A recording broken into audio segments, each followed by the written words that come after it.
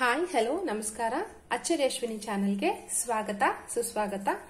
ಇವತ್ತಿನ ಕ್ಲಾಸ್ ಅಲ್ಲಿ ನಾವು ಕಟ್ ವರ್ಕ್ ಟೈಪ್ 2 ನ ಯಾವ ರೀತಿ ಮಾಡೋದು ಅಂತ ತಿಳ್ಕೊಳ್ಳೋಣ। ಅದಕ್ಕೂ ಮುಂಚೆ ನೀವಿನ್ನು ನಮ್ಮ ಚಾನೆಲ್ಗೆ ಸಬ್ಸ್ಕ್ರೈಬ್ ಮಾಡಿಲ್ಲ ಅಂದ್ರೆ ಸಬ್ಸ್ಕ್ರೈಬ್ ಮಾಡಿ, ಹಾಗೆ ಈ ವಿಡಿಯೋ ಇಷ್ಟ ಆದ್ರೆ ಫ್ರೆಂಡ್ಸ್ ಅಂಡ್ ಫ್ಯಾಮಿಲಿ ಜೊತೆ ಶೇರ್ ಮಾಡಿ। ಹಾಗಾದ್ರೆ ಬನ್ನಿ ನಾವು ಕಟ್ ವರ್ಕ್ ಟೈಪ್ 2 ನ ಯಾವ ರೀತಿ ಮಾಡೋದು ಅಂತ ತಿಳ್ಕೊಳ್ಳೋಣ। ಇಲ್ಲಿ ನೋಡಬಹುದು ಈ ಫ್ಲವರ್ ನ ನಾವು ಕಟ್ ವರ್ಕ್ ಟೈಪ್ 1 ಯೂಸ್ ಮಾಡಿ ಕಟ್ ಮಾಡಿದ್ವಿ ಅಲ್ವಾ, ಅಂದ್ರೆ ಫ್ಲವರ್ಸ್ ನೆಲ್ಲ ನಾವು ಕಟ್ ಮಾಡಿದ್ವಿ। ಸೊ ಇವಾಗ ಅದನ್ನೇ ನಾವು ಕಟ್ ವರ್ಕ್ ಟೈಪ್ 2 ಆಗಿ ಯಾವ ರೀತಿ ಕನ್ವರ್ಟ್ ಮಾಡೋದು ಅಂತ ಹೇಳ್ಕೊಡ್ತೀನಿ। ನೀವಿಲ್ಲಿ ನೋಡಬಹುದು ನಾನು ಆಲ್ರೆಡಿ ಇಲ್ಲಿ ಸ್ಟಿಚಸ್ ಹಾಕಿದ್ದೀನಿ ಸಿಲ್ಕ್ ಥ್ರೆಡ್ ಯೂಸ್ ಮಾಡಿ। ಈ ಮೆಥಡ್ ಅಲ್ಲಿ ಏನಂತಂದ್ರೆ ನಾವು ಈ ರೀತಿ ಏನೇ ಕಟ್ ವರ್ಕ್ ಮಾಡಿದ್ರು ಆ ಕಟ್ ವರ್ಕ್ ಮಾಡಿ ನಮ್ಗೆ ಈ ರಾ ಎಡ್ಜಸ್ ಏನು ಕಾಣಿಸದೇ ಇರೋ ತರ ನಾವು ಅದನ್ನ ಯಾವ ರೀತಿ ಕವರ್ ಮಾಡೋದು ಅಂತ ಈ ಕ್ಲಾಸ್ ಅಲ್ಲಿ ನಾನು ತಿಳಿಸ್ಕೊಡ್ತೀನಿ। ನಿಮಗೆ ಆಲ್ರೆಡಿ ಬೇಸಿಕಲಿ ಯಾವ ರೀತಿ ಜಿಗ್ಜಾಗ್ ಸ್ಟಿಚಸ್ ಹಾಕೋದು ಅಂತ ನೀವು ಕಲ್ತ್ಕೊಂಡಿದ್ರ, ಸೇಮ್ ಜಿಗ್ಜಾಗ್ ಸ್ಟಿಚ್ ನ ಯೂಸ್ ಮಾಡಿ ನಾವು ಇಲ್ಲಿ ಈ ಏನು ನಾವು ಸ್ಟಿಚ್ ಮಾಡಿರ್ತೀವೋ ಯಾವುದು ಕಟ್ ಮಾಡಿರ್ತೀವೋ ಆ ಪ್ಲೇಸ್ ಅಲ್ಲಿ ನಾವು ಸ್ಟಿಚಸ್ ಹಾಕ್ತಾ ಹೋಗ್ತೀವಿ। ಇಲ್ಲಿ ನಾನು ಈ ಲೀಫ್ ಗೆ ಗ್ರೀನ್ ಕಲರ್ ಸಿಲ್ಕ್ ಥ್ರೆಡ್ ಅಲ್ಲಿ ಜಿಗ್ಜಾಗ್ ಸ್ಟಿಚಸ್ ಹಾಕಿ ಫುಲ್ ಕವರ್ ಮಾಡಿದೀನಿ। ನೋಡಬಹುದು ನಿಮ್ಗೆ ಎಷ್ಟು ಥಿಕ್ ಆಗಿ ಎಂಬೋಸ್ಡ್ ಆಗಿ ನಮ್ಗೆ ಈ ಸ್ಟಿಚಸ್ ಬಂದಿದೆ। ಸೊ ಇದೇ ಮೆಥಡ್ ಯೂಸ್ ಮಾಡಿ ನಾನು ಇವಾಗ ಈ ಫುಲ್ ಫ್ಲವರ್ ನಾನು ಸ್ಟಿಚ್ ಮಾಡಿ ತೋರಿಸ್ತೀನಿ। ಇವಾಗ ಫಸ್ಟ್ ನಾವು ಯಾವ ರೀತಿ ಜಿಗ್ಜಾಗ್ ಸ್ಟಿಚ್ ಹಾಕೋದು ಅಂತ ಒಂದ್ಸಲ ತಿಳ್ಕೊಂಬೋಣ। ಇಲ್ಲಿ ಯಾವುದೇ ರೀತಿ ಕಟ್ ಮಾಡಿಲ್ಲ, ಬಟ್ ಆದ್ರೂ ನಾನು ಇಲ್ಲಿ ಡಬಲ್ ಚೈನ್ ಸ್ಟಿಚ್ ಹಾಕಿದ್ದೀನಲ್ಲ ಅದ್ರ ಮೇಲೆ ನಾನು ಇವಾಗ ಜಿಗ್ಜಾಗ್ ಸ್ಟಿಚ್ ಹಾಕ್ತಾ ಹೋಗ್ತೀನಿ। ನೋಡಿ, ನಾವು ಪರ್ಟಿಕ್ಯುಲರ್ ಆಗಿ ಈ ಕಟ್ ವರ್ಕ್ ಮಾಡಬೇಕಾದ್ರೆ ಜಿಗ್ಜಾಗ್ ಸ್ಟಿಚ್ ತುಂಬಾ ಕ್ಲೋಸ್ ಆಗಿರ್ಬೇಕು, ಬೇಸ್ ಅಲ್ಲಿರುವಂತ ಸ್ಟಿಚಸ್ ಕಾಣಿಸ್ತಾ ಇರೋ ತರ। ಇಲ್ಲಿ ನೋಡ್ಬೋದು ನೀವು ನಾನು ಆ ಕಡೆ ಈ ಕಡೆ ಚೈನ್ ಸ್ಟಿಚ್ ನೇ ಜಿಗ್ಜಾಗ್ ಶೇಪ್ ಅಲ್ಲಿ ಹಾಕ್ತಾ ಹೋಗ್ತಿದ್ದೀನಿ, ಗೊತ್ತಾಗ್ತಿದೆ ಅಲ್ಲ।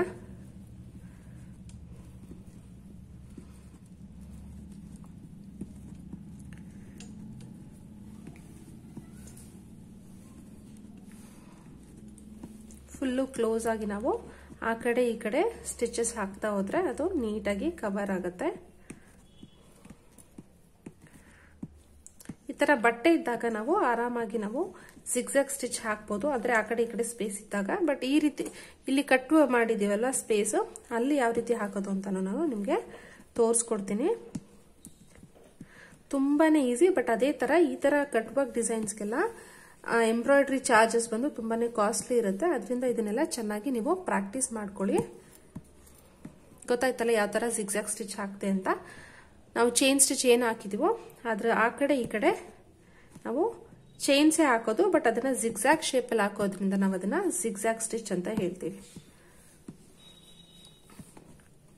ಸೊ ನಾನು ಇವಾಗ ಇದನ್ನ ಇಲ್ಲಿಗೆ ಸ್ಟಾಪ್ ಮಾಡ್ತೀನಿ। ಈಗ ಪೆಟಲ್ಸ್ಗೆ ನಾವು ಬೇರೆ ಕಲರ್ ಅಲ್ಲಿ ಜಿಗ್ಜಾಗ್ ಸ್ಟಿಚ್ ನ ಹಾಕ್ಬೇಕಾಗತ್ತೆ।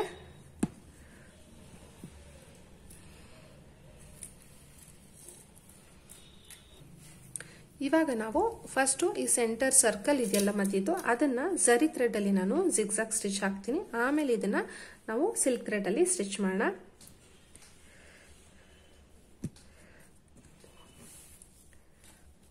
ಈ ರೀತಿ ನಾವು ಕಟ್ ವರ್ಕ್ ಎಲ್ಲ ಅಂದ್ರೆ ಬರ್ನಿಂಗ್ ಎಲ್ಲ ಮಾಡಾದ್ಮೇಲೆ ಇಲ್ಲಿ ಎಲ್ಲಿ ಬಟ್ಟೆ ಇರುತ್ತೋ ಅಲ್ಲಿ ಫಸ್ಟ್ ನಾವು ಈ ತರ ಥ್ರೆಡ್ ನ ಹೊರಗಡೆ ತಗೊಂಡು ಸ್ಟಿಚಸ್ ಹಾಕ್ತಾ ಹೋಗ್ಬೇಕು। ಇದರಲ್ಲಿ ನಾವು ಈ ತರ ರಾ ಎಡ್ಜಸ್ ಏನ್ ಕಾಣಿಸ್ತಿದೆಯಲ್ಲ ಈ ಬ್ಲಾಕ್ ಥ್ರೆಡ್ ಇದೆಲ್ಲ ಕಾಣಿಸ್ತಾ ಇರೋ ತರ ಕಂಪ್ಲೀಟ್ ಆಗಿ ಕವರ್ ಮಾಡಬೇಕು। ಅದಕ್ಕೇನೆ ನಾವು ಪಕ್ಕದಲ್ಲಿ ಸ್ಟಿಚಸ್ ಹಾಕಬೇಕು ಜಿಗ್ಜಾಗ್ ಸ್ಟಿಚ್ ನ। ಈ ಮೆಥಡ್ ಫಾಲೋ ಮಾಡಿದಾಗ ನೀವು ಚೈನ್ ಸ್ಟಿಚ್ ನ ತುಂಬಾ ಹತ್ತತ್ರ ಹಾಕ್ಬೇಕು ಅಂತಿಲ್ಲ, ಅಂದ್ರೆ ಈ ಚೈನ್ಸ್ ಹಾಕ್ತಿವಲ್ವ ಬೇಸ್ ಚೈನ್ಸ್ ಅದನ್ನ ನೀವು ದೂರ ದೂರ ಹಾಕೊಂಡೋದ್ರು ಏನು ತೊಂದರೆ ಆಗಲ್ಲ। ಬಟ್ ಬರೀ ಈ ತರ ಮೆಥಡ್ ಮಾತ್ರ ಯೂಸ್ ಮಾಡ್ತೀನಿ, ಜಸ್ಟ್ ಇದ್ರ ಮೇಲೆ ನಾನು ಯಾವುದೇ ರೀತಿ ಜಿಗ್ಜಾಗ್ ಸ್ಟಿಚ್ ಹಾಕಲ್ಲ ಅಂದ್ರೆ ನೀವು ಚೈನ್ಸ್ ನ ತುಂಬಾ ಹತ್ತತ್ರ ಹಾಕ್ಬೇಕು। ಕಾಣಿಸ್ತಿದೆಯಲ್ಲ ನಾನು ಯಾವ ತರ ಜಿಗ್ಜಾಗ್ ಸ್ಟಿಚ್ ನ ಹಾಕ್ತಾ ಇದ್ದೀನಿ ಅಂತ। ಈ ಕಡೆ ಆ ಕಡೆ ಇದನ್ನ ನೀಟಾಗಿ ನಾವು ಕವರ್ ಮಾಡ್ತಾ ಹೋಗ್ಬೇಕು।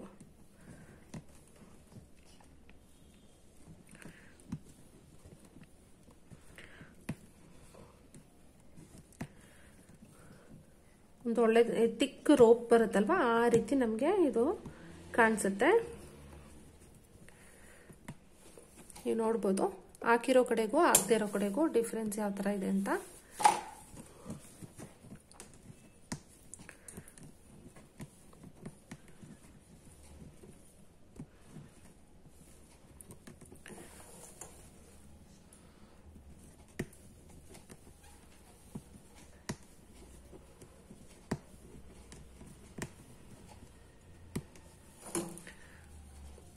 ಜಿಗ್ಜಾಗ್ ಸ್ಟಿಚ್ನ ಎಲ್ಲ ಹಾಕ್ತಿದ್ದೀನಿ ಅಂತ ಗೊತ್ತಾಗ್ತಿದಲ್ಲ, ಅಂದ್ರೆ ಇಲ್ಲಿ ನೋಡಿ, ಇಲ್ಲಿ ಎಂಟಿ ಸ್ಪೇಸ್ ಇದೆ, ಇಲ್ಲಿಂದ ನಾನು ದಾರ ತಗೊಳ್ತಾ ಇದ್ದೀನಿ. ಮತ್ತೆ ಅದೇ ತರ ಈ ಕಡೆ ಗೊತ್ತಾಗ್ತಿದಲ್ಲ, ಈ ಕಡೆ ಎಂಟಿ ಸ್ಪೇಸ್ ಅಲ್ಲಿ ತಗೊಂಡು ಮತ್ತೆ ಈ ಕಡೆ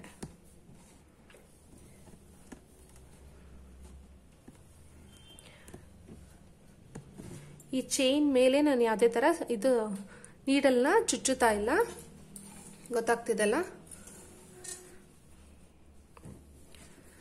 ಜಸ್ಟ್ ಆ ಕಡೆ ಈ ಕಡೆ ಜಿಗ್ಜಾಗ್ ಸ್ಟಿಚ್ ಕ್ಲೋಸ್ ಆಗಿ ಹಾಕಬೇಕು.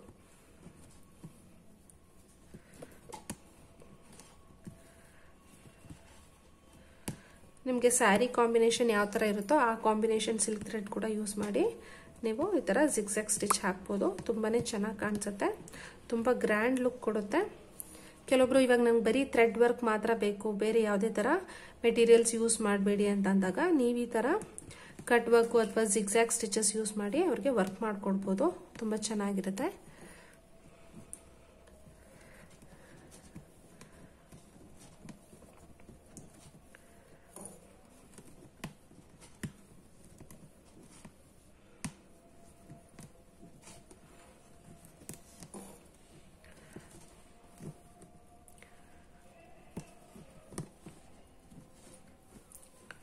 ನಿಮಗೆ ಗೊತ್ತಾಗ್ಲಿ ಅಂತಾನೆ ನಾನು ಈ ಸರ್ಕಲ್ನ ಕಂಪ್ಲೀಟ್ ಮಾಡೋವರೆಗೂ ನಿಮಗೆ ವಿಡಿಯೋ ಮಾಡಿ ತೋರಿಸ್ತಾ ಇದ್ದೀನಿ. ಆ ಪೆಟಲ್ಸ್ನೆಲ್ಲ ನಾನು ಸಿಲ್ಕ್ ಥ್ರೆಡಲ್ಲಿ ಮಾಡಿ ತೋರಿಸ್ತೀನಿ. ಸೇಮ್ ಮೆಥಡ್, ನಾವಿವಾಗ ಜರಿ ಥ್ರೆಡಲ್ಲಿ ಯಾವ ಥರ ಜಿಗ್ಜಾಗ್ ಹಾಕ್ತಿದ್ದೀವೋ ಅದೇ ಥರನೇ ನಾವು ಇವಾಗ ಸಿಲ್ಕ್ ಥ್ರೆಡಲ್ಲಿ ಹಾಕ್ತೀವಿ. ಗ್ರೀನ್ ಕಲರ್ ನಾವು ಹಾಕಿದ್ವಲ್ಲ ಅದೇ ಥರ.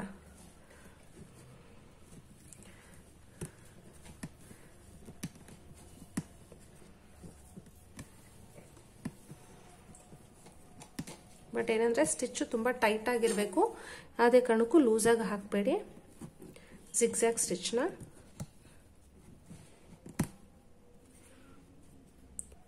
ಇವಾಗ ನೀವು ನಾಟ್ ಹಾಕಬೇಕಾದ್ರೆ ಇಲ್ಲಿ ನಾಟ್ ಹಾಕಿ, ಅಂದ್ರೆ ಬಟ್ಟೆ ಎಲ್ಲಿ ಜಾಗ ಇರುತ್ತೋ ಆ ಪ್ಲೇಸ್ ಬಂದ್ಬಿಟ್ಟು ನೀವು ನಾಟ್ನ ಕಂಪ್ಲೀಟ್ ಮಾಡಬೇಕಾಗತ್ತೆ.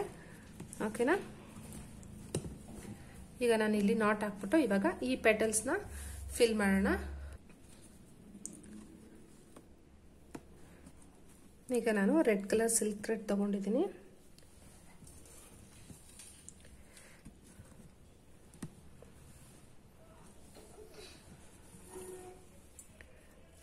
ಇವಾಗ ಇದಕ್ಕೂ ಸೇಮ್ ಅದೇ ತರ ಆ ಕಡೆ ಈ ಕಡೆ ನಾವು ಜಿಗ್ಜಾಗ್ ಸ್ಟಿಚ್ನ ಹಾಕಬೇಕು.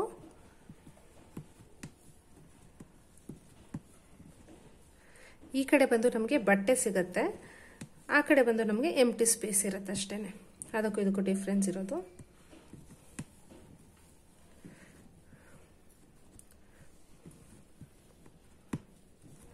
ನೀವು ಬೇಸ್ಗೆ ಚೈನ್ ಸ್ಟಿಚ್ ಹಾಕೋದಕ್ಕೆ ಜರಿ ಥ್ರೆಡ್ಡೇ ಕೊಡಬೇಕು ಅಂತಿಲ್ಲ. ಸೇಮ್ ಕಲರ್ ಸಿಲ್ಕ್ ಥ್ರೆಡ್ ಅಲ್ಲಿ ನೀವು ಸ್ಟಿಚ್ ಮಾಡಿಬಿಟ್ಟು ಬರ್ನಿಂಗ್ ಎಲ್ಲ ಆದ್ಮೇಲೆ ನೀವು ಆಮೇಲೆ ಅದ್ರ ಮೇಲೆ ಈ ತರ ಜಿಗ್ಜಾಗ್ ಸ್ಟಿಚ್ನ ಯಾವ ಕಲರ್ ಬೇಕೋ ಆ ಕಲರ್ ಕೊಡ್ಬೋದು.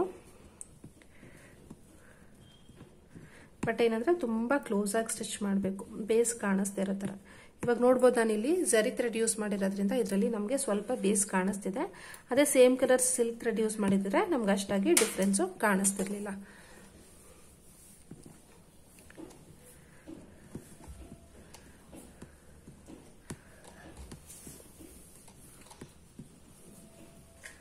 ನೀಟಾಗಿ ನಾವು ಕಟ್ ಮಾಡಿರೋಂಥ ಬಟ್ಟೆ ಆ ಕಡೆ ರಾ ಎಡ್ಜಸ್ ಏನು ಕಾಣಿಸ್ತಿರೋ ತರ ಅದನ್ನ ನಾವು ಕಂಪ್ಲೀಟ್ ಆಗಿ ಸೀಲ್ ಮಾಡಿ ಸ್ಟಿಚ್ ಮಾಡಬೇಕು.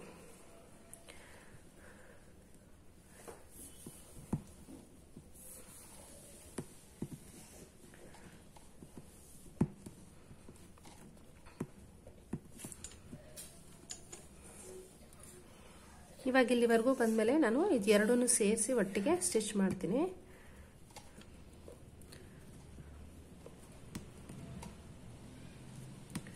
ಏನಾದರೂ ಗ್ಯಾಪ್ಸ್ ಬಂದರೆ ಅಲ್ಲೇ ಒಂದು 2-3 ಸ್ಟಿಚ್ ಎಕ್ಸ್ಟ್ರಾ ಹಾಕ್ಬಿಟ್ಟು ಆಮೇಲೆ ನೀವು ಸ್ಟಿಚ್ನ ಕಂಟಿನ್ಯೂ ಮಾಡಬಹುದು.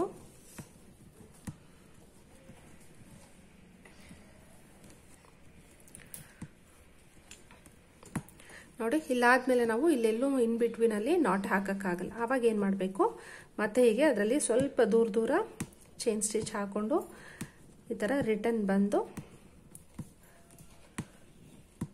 ಆಮೇಲೆ ನೆಕ್ಸ್ಟ್ ಪೆಟಲ್ನ ಸ್ಟಿಚ್ ಮಾಡ್ತಾ ಹೋಗಬೇಕು. ಇದರಲ್ಲಿ ಇನ್ ಬಿಟ್ವೀನಲ್ಲಿ ನಾವು ನಾಟ್ಸ್ ಹಾಕೋದು ಅಥವಾ ಕಟ್ ಮಾಡೋದು ಆ ರೀತಿ ಎಲ್ಲ ಮಾಡೋದಕ್ಕಾಗಲ್ಲ.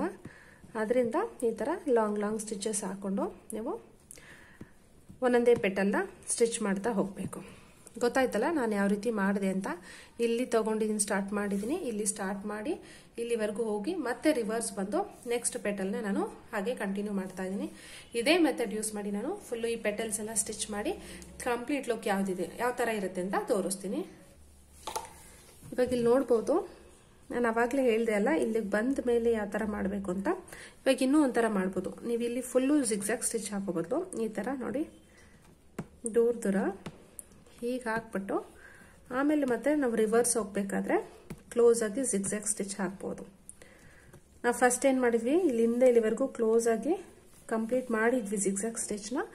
ಆಮೇಲೆ ರಿವರ್ಸ್ ಬರಬೇಕಾದ್ರೆ ಲಾಂಗ್ ಜಿಗ್ಜಾಗ್ ಸ್ಟಿಚ್ ಹಾಕಿದ್ವಿ. ಬಟ್ ನಾವು ಮೊದಲೇ ಆ ಥರ ಮಾಡ್ಬೋದು. ಲಾಂಗ್ ಸ್ಟಿಚಸ್ ಹಾಕೊಂಡು ಈ ಕಡೆಗೆ ಬಂದು ಆಮೇಲೆ ಅದ್ರ ಮೇಲೆ ಕ್ಲೋಸ್ ಆಗಿ ನಾವು ಜಿಗ್ಜಾಗ್ ಸ್ಟಿಚ್ನ ಹಾಕ್ಬೋದು.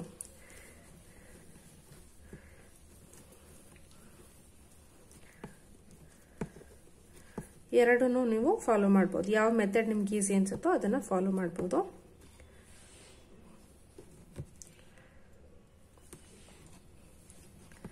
ಸೇಮ್ ನಾವು ಮೆಷಿನ್ ಎಂಬ್ರಾಯ್ಡ್ರಿನಲ್ಲಿ ಥ್ರೆಡ್ ವರ್ಕ್ನ ಮಾಡಿಸಿದಾಗ ಯಾವ ಲುಕ್ ಇರುತ್ತೋ ಅದೇ ಲುಕ್ಕು ಈ ಸ್ಟಿಚ್ನ ಯೂಸ್ ಮಾಡಿ ನಾವು ಮಾಡಿದಾಗ ಇರುತ್ತೆ.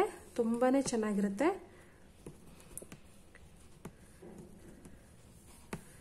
ಈ ಮಕ್ಕಳುಗಳಿಗೆಲ್ಲ ನಾವು ಏನಾದರೂ ಅವರ ಡ್ರೆಸ್ಸಲ್ಲಿ ಎಂಬ್ರಾಯ್ಡ್ರಿ ಮಾಡಬೇಕಾದ್ರೆ ಬರೀ ಥ್ರೆಡ್ ವರ್ಕ್ ಮಾಡಬೇಕಂದ್ರೆ ನೀವು ಈ ರೀತಿ ಮಾಡ್ಬೋದು, ಚೆನ್ನಾಗಿರುತ್ತೆ. ಯಾಕಂದರೆ ಮಕ್ಕಳಿಗೆ ನಾವೇನಾದರೂ ಜಾಸ್ತಿ ಮೆಟೀರಿಯಲ್ಸ್ ಯೂಸ್ ಮಾಡಿದ್ರೆ ಸೀಕ್ವೆನ್ಸ್ ಅಥವಾ ಚಮ್ಕಿಗಳು, ಮಿರರ್ಸು ಏನಾದರೂ ಯೂಸ್ ಮಾಡಿದಾಗ ಅವರು ಅದನ್ನು ಕೀಳೋ ಅಂತ ಚಾನ್ಸಸ್ ಇರುತ್ತೆ ಮಕ್ಕಳುಗಳು. ಸೊ ಅವ್ರಿಗೆ ಈ ಥರ ನಾವು ಬರೀ ಥ್ರೆಡ್ ವರ್ಕಲ್ಲಿ ಅವ್ರಿಗೆ ಇಷ್ಟವಾಗಿರೋಂಥ ಕಾರ್ಟೂನನ್ನು ನಾವು ವರ್ಕ್ ಮಾಡಿ ಕೊಡ್ಬೋದು. ಚೆನ್ನಾಗಿರುತ್ತೆ, ಅವ್ರಿಗೂ ಇಷ್ಟ ಆಗುತ್ತೆ. ಜೊತೆಗೆ ನಾವು ಕೂಡ ಬೇಗ ಈ ವರ್ಕ್ನ ಕಂಪ್ಲೀಟ್ ಮಾಡಬಹುದು.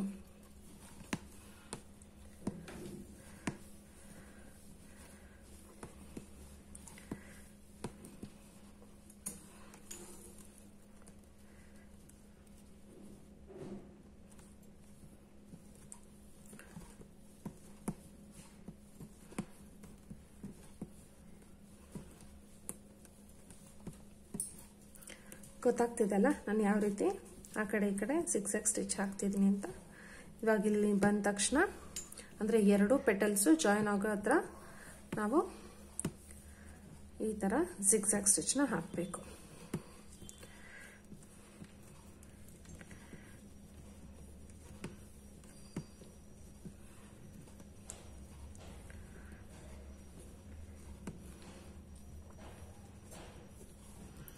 ಇದನ್ನ ಬರೀ ಫ್ಲವರ್ಸ್ಗೆ ಅಂತಲ್ಲ, ಈ ಚೆಕ್ಡ್ ಪ್ಯಾಟರ್ನ್ಸ್ ಬರುತ್ತಲ್ಲ ಬಾಕ್ಸ್ ತರ, ಆ ಪ್ಯಾಟರ್ನ್ಸ್ ಅಲ್ಲೂ ಕೂಡ ಸೇಮ್ ಮೆಥಡ್ ಯೂಸ್ ಮಾಡೋದು. ನೀವು ಯಾವುದೇ ತರ ಕಟ್ ವರ್ಕ್ ಮಾಡಿ, ನೀವು ಎಲ್ಲಿ ಕಟ್ ವರ್ಕ್ ಮಾಡಿರ್ತೀರೋ ಅದಕ್ಕೆ ಎಲ್ಲಾ ತರ ಡಿಸೈನ್ಸ್ಗೂ ಸೇಮ್ ಮೆಥಡ್ ಯೂಸ್ ಮಾಡಿನೇ ನೀವು ಈ ತರ ಜಿಗ್ಜಾಗ್ ಸ್ಟಿಚ್ ನ ಹಾಕಬೇಕು.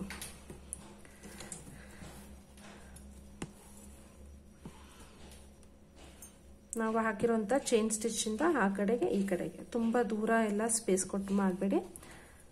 ಆ ಚೈನ್ ಸ್ಟಿಚ್ ಆದ ತಕ್ಷಣನೇ ನೀವು ಈ ತರ ಜಿಗ್ಜಾಗ್ನ ಹಾಕ್ತಾ ಹೋಗ್ಬೇಕು.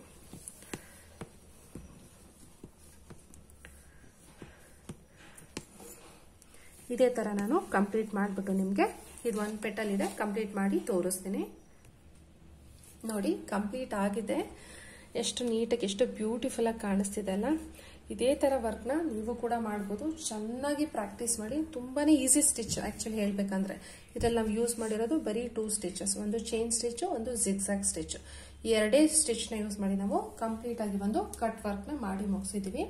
ನೀವು ಇದೊಂದೇ ತರ ನಾನು ಆಗ್ಲೇ ಹೇಳ್ದಂಗೆ ಬರೀ ಫ್ಲವರ್ಸ್ ಅಂತ ಅಲ್ಲ, ಇವಾಗ ನೀವು ಬೇರೆ ಯಾವುದೇ ರೀತಿ ಇವಾಗ ಒಂದು ಈ ತರ ಬಾಕ್ಸ್ ಶೇಪ್ ಅಲ್ಲಿ ಏನಾದ್ರೂ ನೀವು ಕಟ್ ವರ್ಕ್ ಮಾಡಬೇಕು ಅಂತಂದ್ರೆ ಅದಕ್ಕೂ ಅಷ್ಟೇ ನೀವು ಸೇಮ್ ಮೆಥಡ್ ಯೂಸ್ ಮಾಡಬೇಕಾಗತ್ತೆ. ಫಸ್ಟ್ ನೀವು ಡಬಲ್ ಟೈಮು ಝರಿ ಥ್ರೆಡ್ ಅಲ್ಲಿ ಅಥವಾ ಸಿಲ್ಕ್ ಥ್ರೆಡ್ ಅಲ್ಲಿ ನೀವು ಫಸ್ಟ್ ಚೈನ್ ಸ್ಟಿಚ್ ನ ಹಾಕ್ಬಿಟ್ಟು ಅದಾದ್ಮೇಲೆ ಆ ಸ್ಪೇಸ್ ಏನಿದೆಯೋ ಅದನ್ನೆಲ್ಲ ನೀವು ಮೊದಲು ಬರ್ನ್ ಮಾಡಬೇಕಾಗತ್ತೆ. ಓಕೆನಾ? ಅಂದ್ರೆ ಕಟ್ ಮಾಡ್ಕೊಳ್ಳೋದು ಅಥವಾ ಬರ್ನ್ ಮಾಡೋದು. ನೀವು ಗ್ಲೂ ಹಾಕಿ ಕೂಡ ಕಟ್ ಮಾಡ್ಕೊಬಹುದು, ಇಲ್ಲ ಗಂಧದ ಕಡ್ಡಿ ಅಥವಾ ಸೊಳ್ಳೆ ಬತ್ತಿನಲ್ಲಿ ನೀವು ಬರ್ನ್ ಮಾಡಿಬಿಟ್ಟು ಆಮೇಲೆ ಅದ್ರ ಮೇಲೆ ನೀವು ಈ ರೀತಿ ಜಿಗ್ಸಾಗ್ ಸ್ಟಿಚಸ್ನ ಹಾಕಿ ವರ್ಕ್ ಮಾಡ್ಬೋದು. ತುಂಬಾನೇ ಚೆನ್ನಾಗಿರುತ್ತೆ, ತುಂಬಾನೇ ಈಸಿ ಮೆಥಡು. ಸರಿನಾ? ಈ ಸ್ಟಿಚಸ್ ಕೂಡ ನಿಮಗೆ ಅರ್ಥ ಆಗಿದೆ ಅಂತ ತಿಳ್ಕೊಳ್ತಾ ಇದ್ದೀನಿ. ಸಾರಿ, ನಂಗೆ ಸ್ವಲ್ಪ ಹೆಲ್ತ್ ಪ್ರಾಬ್ಲಮ್ ಆಗಿರೋದ್ರಿಂದ ನನಗೆ ರೆಗ್ಯುಲರ್ ಆಗಿ ವಿಡಿಯೋಸ್ನ ಅಪ್ಲೋಡ್ ಮಾಡೋಕ್ಕಾಗ್ತಿಲ್ಲ. ಬಟ್ ನಾನು ಆದಷ್ಟು ಟ್ರೈ ಮಾಡ್ತೀನಿ ರೆಗ್ಯುಲರ್ ಆಗಿ ಅಪ್ಲೋಡ್ ಮಾಡೋದಕ್ಕೆ. ನಿಮ್ಮ ಸಪೋರ್ಟು ನಮ್ಮ ಚಾನಲ್ಗೆ ಯಾವಾಗಲೂ ಹೀಗೆ ಇರಲಿ. ನಾವು ಮತ್ತೆ ನೆಕ್ಸ್ಟ್ ಕ್ಲಾಸಲ್ಲಿ ಮೀಟ್ ಮಾಡೋಣ. Thank you so much. Take care. Bye.